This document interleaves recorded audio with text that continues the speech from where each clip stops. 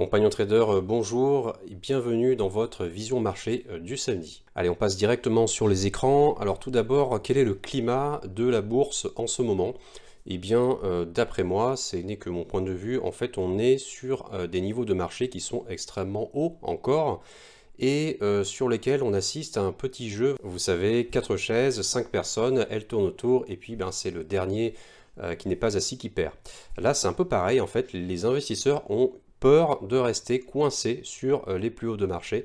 Et donc dès que vous avez un petit vent de panique qui se passe, eh bien tout de suite vous avez des phénomènes de correction immédiats. Et en fait ça se voit un petit peu sur 2022, vous voyez, on a démarré l'année, vous avez plus de bougies rouges que de bougies bleues, c'est typiquement ce phénomène-là.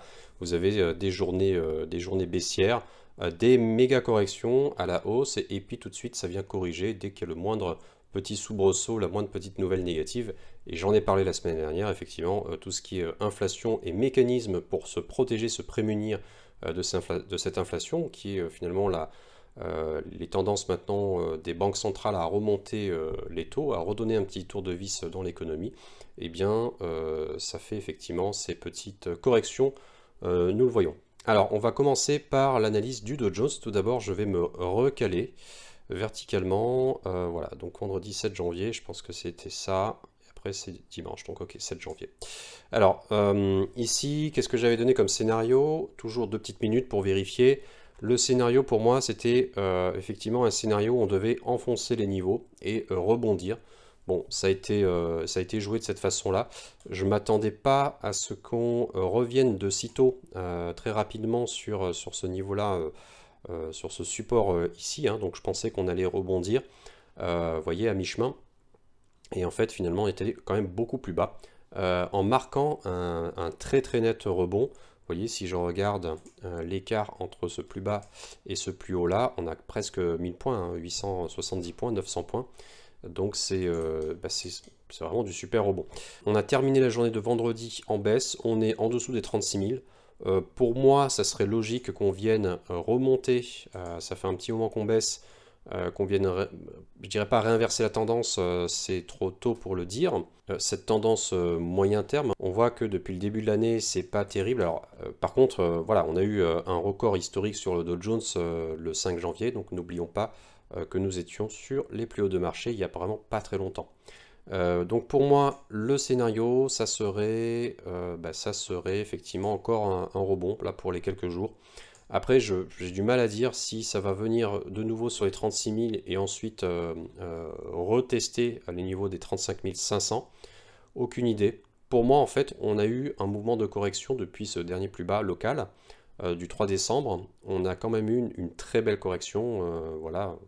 On pourrait y voir, pour ceux qui veulent y croire, un double bottom avec ce premier creux, ce deuxième creux. Alors peut-être que ça va former un W et que ça va continuer sur ce niveau-là qui est représenté dans cette zone bleue. Donc je ne sais pas. Pour l'instant, pour moi, je m'attends effectivement à un rebond en premier lieu sur le Dow Jones. On va passer maintenant sur le DAX. Le DAX, je me recale comme à mon habitude, voilà, vendredi 7 janvier. Alors le DAX, voilà, le scénario s'est joué vraiment parfaitement. Ça, c'était effectivement un scénario que j'avais envisagé, qui ne s'est pas fait. Je m'étais dit après qu'effectivement on irait retester ce niveau-là. C'est un niveau intéressant, on l'avait noté, et on a eu un magnifique rebond, pareil, enfin, si on regarde en pourcentage, déjà en points, 365 points, 2% et quelques.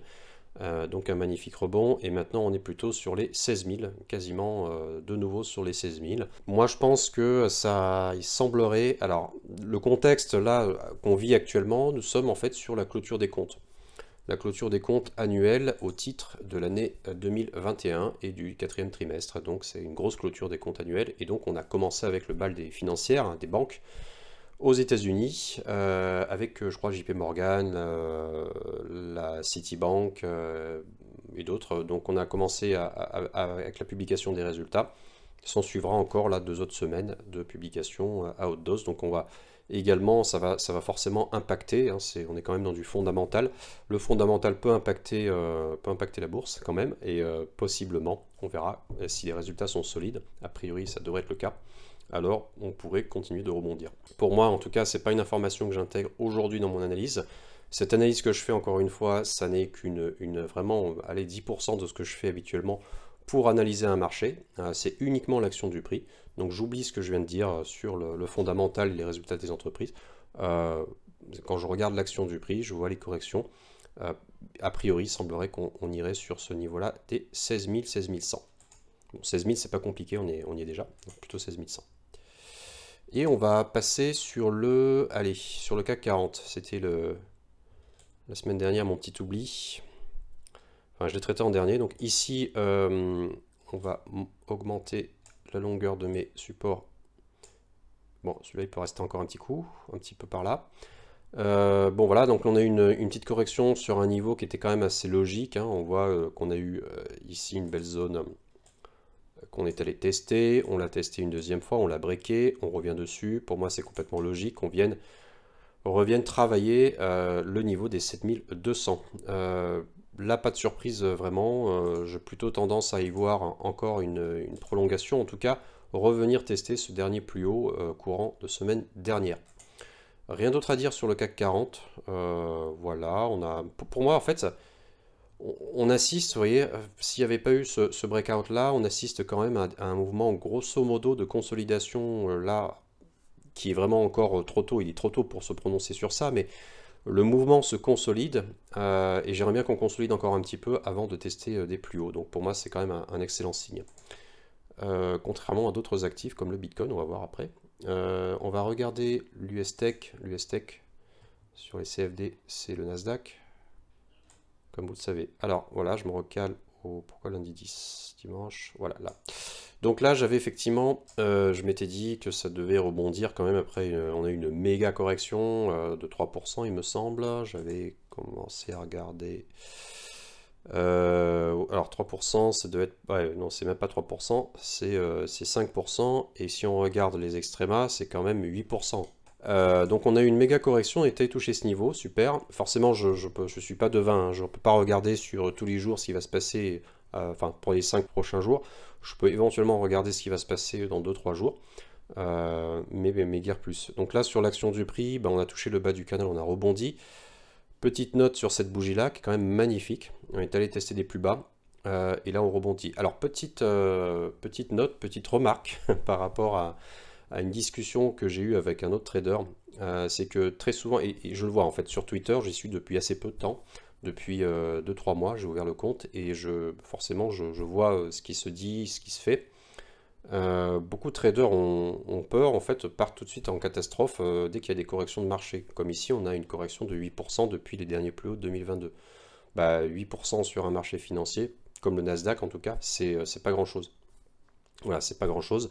J'en avais déjà parlé de l'analyse sur la hausse des taux, la hausse du coût du crédit, la techno qui est dépendante de ce levier-là pour faire de la croissance, et donc des investisseurs qui sont réticents. Mais n'oubliez pas que là, on n'est pas du tout dans une crise, hein. On est sur des plus hauts de marché. Encore une fois, on y était en 2022, quoi. Enfin, presque. 2022, c'était pas le plus haut, mais voilà. On est sur vraiment des plus hauts de marché. Il n'y a pas de crise là. On n'est pas dans un mouvement de baisse. Donc il n'y a pas de panique à avoir. Voilà. Les personnes qui ont connu 2020, il n'y a pas si longtemps, on a vu les corrections que ça a donné. Et ceux qui étaient là en 2008, 2009, je ne vous en parle pas. C'était 2020 x2, quoi, en termes d'angoisse, en termes de peur, en termes de durée également de la crise. 2020, ça a été sur un mois et demi, 2 mois, on n'en parle plus. 2008, ça a été quand même une année, 2009, 2008, ça a été des années quand même difficiles. Donc, pas de crainte, voilà. Pour l'instant, tout monte, tout le monde est content. Mais attention effectivement aux jeunes traders qui sont arrivés en 2020. Les marchés ne sont pas toujours pas toujours comme ça en train de monter. Quel est le scénario du coup pour le Nasdaq? Pour moi, le Nasdaq doit remonter ces petits clous au-dessus du plancher qu'on a vu, au 15 600. Et pour moi, devrait remonter dans cette... ouais, pareil, même scénario, hein, on refait le même. On va regarder du coup maintenant le Bitcoin.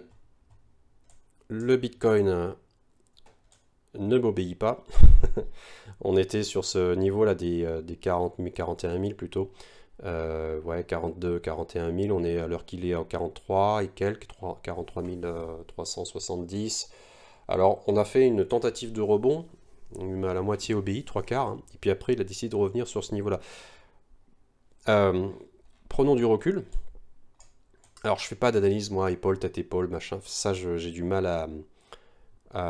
je dis pas que ça marche pas, mais moi j'ai du mal à y croire, donc personnellement j'ai du mal à fonder une analyse dessus. Donc effectivement, des personnes, j'ai lu à droite à gauche, ils voient un signe de retournement si on franchit les 40 000. Alors effectivement, ce serait pas un bon signal sur les 40 000, il restera quand même un joli support derrière, mais c'est quand même une zone pour moi qui est critique si on passe effectivement en dessous des 30 000. Mais... Sur les 40 000, normalement, ça devrait quand même rebondir. On est quand même sur un niveau qu'on n'avait pas visité depuis septembre. C'est un gros niveau. Techniquement, ça devrait rebondir dans cette, pour moi dans cette zone-là. J'espère ne pas trop exagérer, voilà. Mais effectivement, je m'attends quand même à un rebond. C'est un niveau qui est intéressant, quoi, à acheter. C'est vraiment un niveau intéressant. Très probablement, je vais remettre un petit peu ce week-end dessus, sur les 40 000. Alors quand je dis je remets des tickets, je mets pas effectivement toute ma fortune sur le Bitcoin.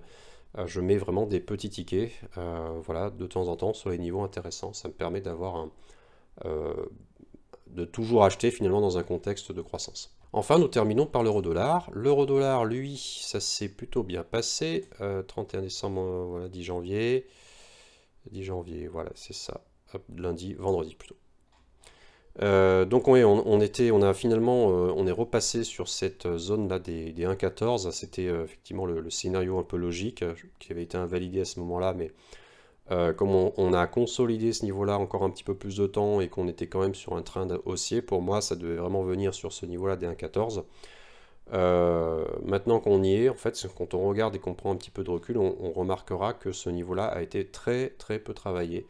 C'est la raison pour laquelle, pour moi, on devrait en fait faire des choses comme ça, en fait, un petit peu travailler cette zone-là, voilà, sur les 1,14 avant d'aller un peu plus loin sur les 1,15 éventuellement. Donc voilà pour la petite analyse des marchés. Alors si je repasse en fait à l'actualité, vous avez suivi ce matin, vous avez reçu un email, et ceux qui me suivent sur Instagram, sur Twitter également sont au courant. J'ai sorti en fait le fruit d'un travail qui m'a pris beaucoup de temps. Puisque c'est une chose de faire une formation, mettons, de scalping, d'enseigner des principes, c'en est une autre en fait d'enseigner à coder. Pourquoi en fait apprendre à coder? Pourquoi apprendre à faire des indicateurs et des screeners? C'est tout simplement apprendre à pêcher son propre poisson. C'est également enrichir ses compétences et enrichir son portefeuille. En fait, la clé de la confiance en soi, quand on applique une stratégie de trading, qu'elle soit mécanique, c'est-à-dire automatisée, ou bien discrétionnaire, manuelle, quand c'est vous qui intervenez sur le marché en essayant d'être le plus mécanique possible, eh bien la clé c'est de maîtriser exactement tout ce qui se passe dans votre processus, autant dans la stratégie que dans le money management, que dans le cadre dans lequel vous allez intervenir, c'est-à-dire l'heure, les conditions de marché, etc. Et moi, c'est ça que je voudrais passer comme message. Alors, je sais que ça fait pas vendeur, c'est pas très sexy comme message de dire, bah, venez apprendre avec moi et voilà, et vous allez trouver du plaisir déjà et de la performance à faire vos propres stratégies, vos propres indicateurs. Mais j'en démords pas, c'est vraiment la clé pour y arriver. Voilà, je vois des mails, aujourd'hui j'ai reçu un mail, si tu veux gagner 2 millions d'euros. Non, non, enfin, il n'y a pas de, il y a pas de promesse de gagner 2 millions d'euros derrière. La seule promesse que je peux vous faire, c'est que vous saurez maîtriser, après un cours comme ça, de 40 modules, vous saurez maîtriser le langage, vous saurez créer vos propres stratégies de trading, vous saurez backtester, vérifier vous-même qu'une stratégie de lambda que vous avez vue sur Internet, ou que vous avez imaginé finalement, la seule limite finalement, c'est votre imagination. Ben vous saurez la tester, cette stratégie-là. Vous voyez, si vous imaginez, quelqu'un m'a posé une question, est-ce qu'on est capable de simuler une stratégie en utilisant des bougies Kanashi? Bah oui, sans problème. Est-ce qu'on est capable de faire une stratégie avec des bandes de Bollinger? S'il y a un dépassement de bande de Bollinger d'un côté ou de l'autre, évidemment, c'est possible, ça se teste, ça se backteste. Ça, je l'enseigne dans la formation. Donc vous avez vraiment toutes les clés pour ça, avec des exemples de stratégies aussi bien placées, que vous allez pouvoir enrichir. Voilà, je ferme la parenthèse. Vous avez toutes les informations sur le site. Vous avez tout le contenu si vous souhaitez vous renseigner, et n'hésitez pas, de toute façon, vous pouvez, si vous avez une question, m'écrire par ce biais, par exemple, ou bien sur les réseaux sociaux. Voilà, la vidéo est terminée, je vous souhaite un excellent week-end et je vous dis à la semaine prochaine. Ciao!